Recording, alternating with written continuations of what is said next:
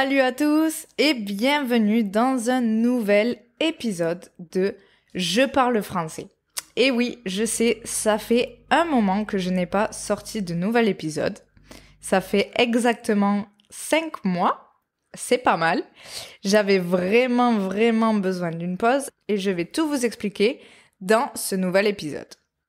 Moi, c'est Léa, ton animatrice, et je suis toujours ravie de t'accompagner dans ce voyage passionnant à travers la langue française. De temps en temps, des invités surprises viendront enrichir nos conversations avec leur expérience et leur point de vue. Je continuerai à parler à un rythme légèrement plus lent pour que tu puisses suivre sans stress et profiter pleinement de chaque épisode. N'oublie pas, tu peux toujours retrouver toutes les transcriptions sur mon site jeparlefrançais.com. Je propose également à chacun et chacune d'entre vous une leçon d'essai gratuite de 30 minutes en tête-à-tête. C'est une occasion pour toi de me poser tes questions, de pratiquer un peu et peut-être de commencer une belle aventure d'amitié en français à travers des conversations très fun. Alors, installe-toi confortablement, prends ta boisson préférée et laisse-toi porter par cet épisode riche en découvertes. C'est parti! Alors, dans cet épisode, j'ai décidé de vous raconter ce qui s'est un peu passé pendant ces 5 derniers mois entre mon aventure au co-living en Normandie, ça c'était l'épisode précédent, et aujourd'hui. Donc après le château co-living en Normandie, qui était une aventure incroyable, j'ai décidé de partir quelque temps à Lisbonne, retrouver mes amis et le bon goût du Portugal. Donc je suis restée 2 mois, c'est-à-dire février et mars, à Lisbonne, donc la capitale du Portugal, où j'ai déjà habité pendant 3 ans. Et j'ai sous-loué, c'est-à-dire que j'ai loué une chambre à quelqu'un qui habite déjà là, pendant que cette personne partait en vacances. Donc j'ai sous-loué une chambre de mon ami, de un de mes amis portugais, que je connais depuis quelque temps. Et je suis donc restée dans cette chambre, dans le centre de Lisbonne, avec 2 autres colocataires très sympathiques et un chat. Alors le chat, c'était un peu problématique parce que je dois vous avouer que je suis allergique aux poils de chat. Mais heureusement, après quelques jours à m'habituer, j'ai pu facilement cohabiter avec ce chat très mignon qui s'appelle Mia.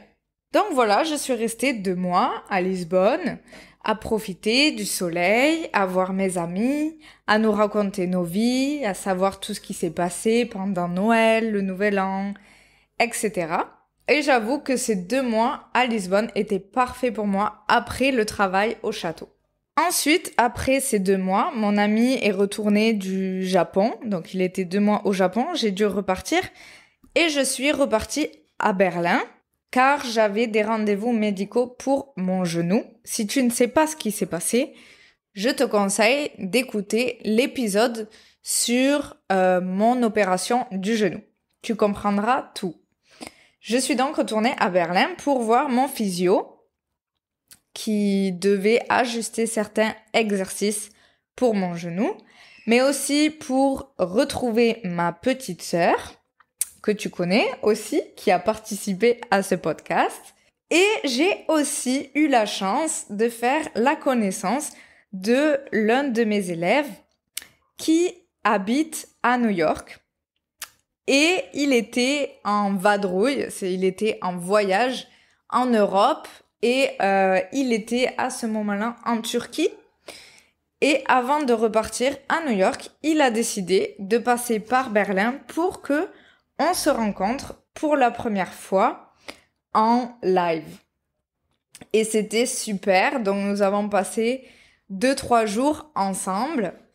Il faisait super beau, nous sommes allés dans des parcs, nous avons super bien mangé et nous sommes aussi allés voir un super concert de jazz dans un jazz club à Berlin que j'aime beaucoup et c'était vraiment super super chouette.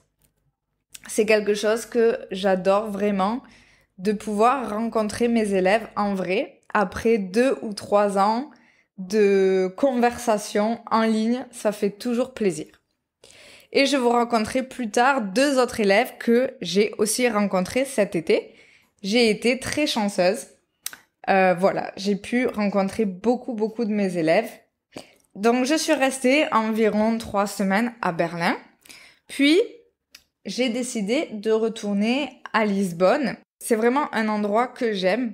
Donc tous ces allers-retours entre Portugal et Berlin, c'était aussi une occasion pour moi de réfléchir et de voir dans quelle ville je me sens le mieux pour vivre. Parce que ces derniers temps, je me sentais un peu perdue sur le choix de mon pays de résidence. C'est vrai que j'aime beaucoup changer et en prenant de l'âge, je dirais pas que je suis vieille, pas du tout, mais en grandissant, on va dire, je commence à sentir que j'ai besoin d'un pied-à-terre. Donc un pied-à-terre, c'est un endroit où tu restes, où tu as ta maison. C'est une base en quelque sorte. Donc j'ai décidé de faire quelques allers-retours entre certaines villes qui comptent pour moi optionnellement pour vivre. Donc c'est pour cette raison que après Berlin, je suis revenue à Lisbonne et aussi parce que une de mes amies, une autre amie, partait également en vacances et me laissait son appartement.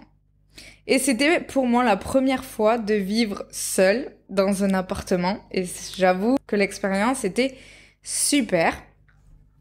Donc voilà, j'ai passé environ 1 mois de plus entre fin avril et fin mai au Portugal, à Lisbonne. Et pendant ce séjour, ce deuxième séjour à Lisbonne, chez mon ami, quelques jours après mon arrivée, quelque chose de surprenant est arrivé et je pense que sûrement vous en avez entendu parler dans les médias parce que ça a fait beaucoup parler. Il y a eu une coupure générale d'électricité dans tout le Portugal. Donc imaginez-vous, c'est un pays entier sans électricité. Donc c'était environ 11 heures du matin. J'étais en train de donner des cours de français en fait. Quand je suis allée dans la salle de bain et je n'arrivais pas à allumer la lumière. Puis, j'ai vu que je n'avais plus de internet, non plus de wifi. Donc, j'ai envoyé un message à mon ami qui a l'appartement en lui demandant si ça arrive souvent qu'il y ait des coupures dans le quartier. Et puis, en fait, petit à petit, on s'est rendu compte que c'était plus que le quartier, c'était toute la ville. Et puis, après environ 1 heure, j'ai vu sur les informations dans les médias que en fait il y avait une coupure générale dans tout le pays. Donc imaginez-vous, c'est un pays entier, le Portugal, plus une grosse partie de l'Espagne qui était sans électricité. Donc c'est vraiment énorme. Il faut vous imaginer que il n'y a plus de lumière, il n'y a plus d'internet. Tous les aéroports ont dû fermer, tous les supermarchés ont fermé, toutes les personnes qui n'avaient pas de cash sur elles ne pouvaient rien acheter. Donc les chanceux dans les bars à boire des bières étaient ceux qui, par chance, ce jour-là, avaient du cash. Et puis, il n'y avait plus non plus de réseau téléphonique, donc il n'y avait plus de données téléphoniques. On ne pouvait pas joindre sa famille ou ses amis. Et c'était vraiment très spécial parce que tout le monde était dans la rue, évidemment, vu qu'il n'y avait plus de lumière dans les maisons. Et que les maisons au Portugal sont très petites et avec des c'est pas des grandes fenêtres, donc sans électricité, c'est un peu compliqué. Donc c'était assez spécial, tout le monde était dans la rue en essayant de retrouver ses amis et de passer le temps d'une certaine manière. Et ça a duré jusqu'à environ 11 heures ou minuit le même soir. Donc on a passé toute la journée sans électricité. C'était incroyable et jusqu'à aujourd'hui, on ne sait pas officiellement la cause de cette coupure générale. Donc ça fait quand même flipper. Flipper, ça veut dire que ça fait peur. Et aussi, à Lisbonne, à ce moment-là, j'ai rencontré un autre étudiant pour la première fois. Un étudiant de Miami, aux États-Unis, qui était au Festival de Cannes et qui a été super cool de prendre un avion pour me rencontrer à Lisbonne. Et nous avons passé une super soirée. Nous sommes allés boire beaucoup de bière, de spritz, voir les vues de Lisbonne. Puis nous sommes allés dans un très bon restaurant typique portugais que je n'avais jamais essayé et qui a été un succès total. Et puis, nous avons eu la chance d'aller dans un des plus célèbres clubs de fado à Lisbonne. Écouter du fado en direct, c'était juste incroyable. Et en fait, c'était la veille de mon anniversaire. Et le lendemain, je devais partir à Porto avec un ami pour voir une pièce de danse. Et j'étais totalement en gueule de bois pour mon anniversaire. Je pense que c'est la première fois de ma vie que ça arrivait d'être en gueule de bois le jour de mon anniversaire. Donc c'était vraiment, vraiment très, très drôle. J'ai moins rigolé au début, mais j'ai passé une super soirée. Donc ça, c'était le deuxième étudiant cette année des États-Unis que j'ai eu la chance de rencontrer. Ok, ensuite après Lisbonne, je suis retournée une semaine à Berlin, car pendant 2 mois, j'étais aussi en train d'organiser une performance artistique de danse et musique live dans une salle à Berlin. Donc j'étais l'organisatrice de cet événement. Donc je suis retournée à Berlin pour cet événement pour 1 semaine. Et aussi pour faire de nouvelles analyses de mon genou, etc. Donc c'était une semaine très très intense. Après ça, je suis arrivée à Barcelone, car le plan était de retrouver ma mère dans le sud de la France. Et arriver à l'aéroport de Barcelone est le plus pratique pour arriver chez ma mère dans le sud de la France. Et c'est toujours une excuse pour moi de passer voir mes amis, car j'ai aussi habité à Barcelone pendant quelques années. Donc je suis restée 2-3 jours, je crois. Ensuite, j'ai pris un bus de 2 heures de Barcelone jusqu'à Perpignan, puis jusqu'au village de ma mère, dans le sud de la France. Et j'ai retrouvé ma petite sœur qui était aussi arrivée de Berlin avec son copain et nous avons passé quelques jours dans un Airbnb à Collioure. Collioure, c'est un petit village portuaire dans le sud de la France qui est magnifique.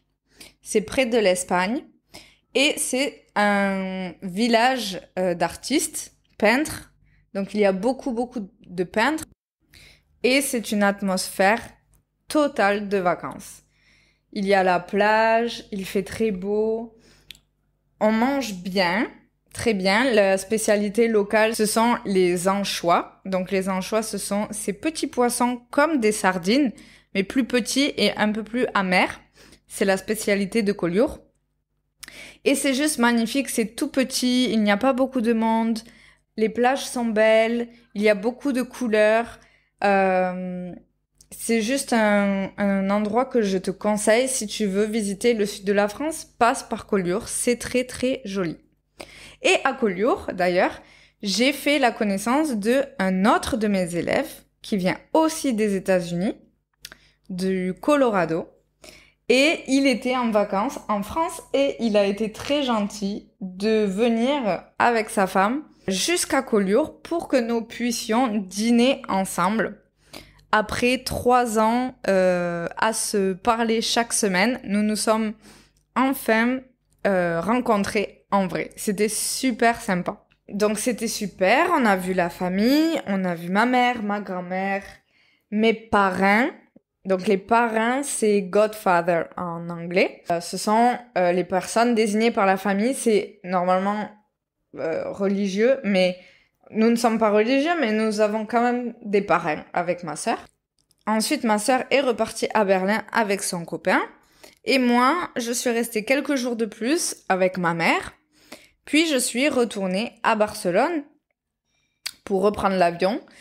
Mais je suis restée encore 2-3 jours pour voir les amis que je n'avais pas eu le temps de voir, boire un peu plus de bière, profiter de la belle ville de Barcelone que j'adore. Et ensuite, je suis repartie direction Porto, au Portugal. Alors pourquoi Porto ? La première raison est que c'est l'anniversaire de mon père. Donc on a fêté son anniversaire déjà, mais l'anniversaire de mon père allait arriver. Et je voulais être là parce que c'est 60 ans, donc c'est un anniversaire important. Puis, il y avait aussi une fête traditionnelle dont je vous parlerai peut-être un peu plus tard, qui s'appelle la Saint-Joan, et c'est une fête traditionnelle religieuse portugaise qui est la plus grosse fête de l'année à Porto et que je n'avais jamais faite. Et je voulais absolument participer à cette fête une fois dans ma vie. Donc, c'est check sur la liste.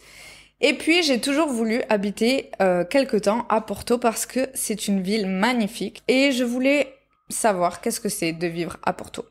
Donc, j'ai sous-loué une autre chambre dans une maison magnifique au centre de Porto où je suis actuellement en train de enregistrer cet épisode de ce podcast. Et il fait très très chaud ici au Portugal, mais en France également. On est en pleine canicule et ce n'est que le mois de juin. Donc je pense que cet été, nous allons pas mal souffrir. Donc voilà, c'est tout. Et tout ça pour vous dire, ah oui, que tous ces voyages étaient pour prendre une décision. De savoir si je revenais vivre au Portugal ou non, ou si je retournais vivre à Berlin. Et je voulais partager avec vous les critères qui m'aident, que je prends en compte et qui sont très importants pour moi pour prendre cette décision. Donc le premier critère, évidemment, pour moi, c'est le soleil.